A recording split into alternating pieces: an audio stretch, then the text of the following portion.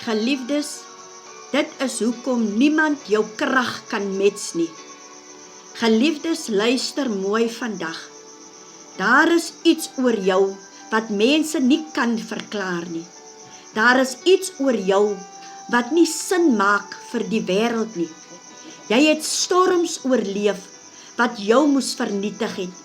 Jy het aanvalle deurstaan wat jou moes stil maak.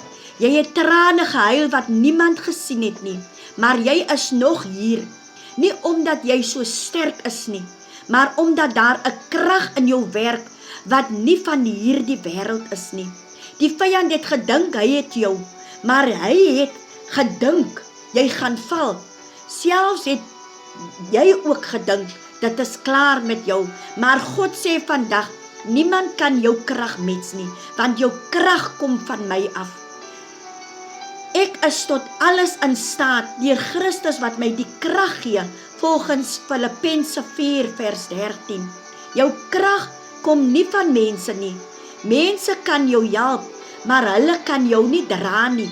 Mense kan jou aanmoedig, maar hulle kan jou nie red nie. Daar is tye in jou lewe waar niemand jou oproep nie, niemand jou verstaan nie, niemand jou kan help nie, en tog hou jy aan. Hoekom? Want jou krag kom nie van mense nie, dit kom van God af. Wanneer mense ophou, begin God te werk. Wanneer deure toemaak, maak God 'n pad. Die vyand verstaan nie jou krag nie. Die vyand het jou onderskat.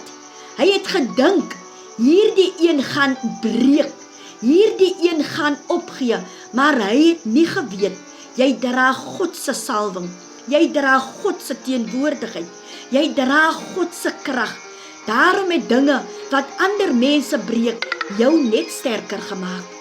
Wat bedoel was om jou te vernietig, het jou opgebou. Jy is gesalf vir hierdie tyd. Jy is nie per ongeluk hier nie. Jy is nie net nog 'n persoon nie.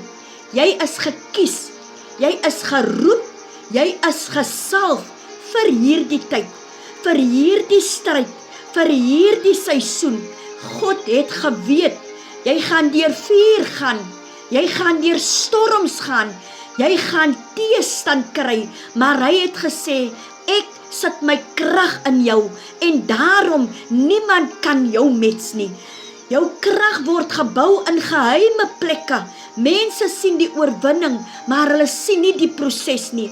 Hulle sien die glimlag, maar nie die trane nie. Hulle sien die krag, maar nie die gebede in die nag nie. Daar is geheime plekke waar jou krag gebou word, wanneer jy alleen is, wanneer jy bid, wanneer jy op jou knieë val, daar gee God jou krag.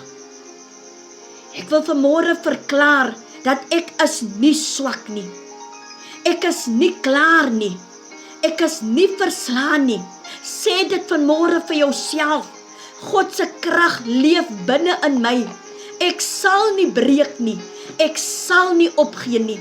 Niemand kan my krag mets nie. Ek wil vandag met iemand praat. Jy voel miskien moeg. Jy voel miskien gebreek. Jy voel miskien jy het nie meer krag nie. Maar God sê, kom na my toe. Ek sal jou krag herstel. As jy vandag sê, Here, ek het u krag nodig, lig jou hand op, of maak jou hart oop, net daar waar jy is. Hierdie is jou oomblik. Ek wil vandag met iemand saam bid.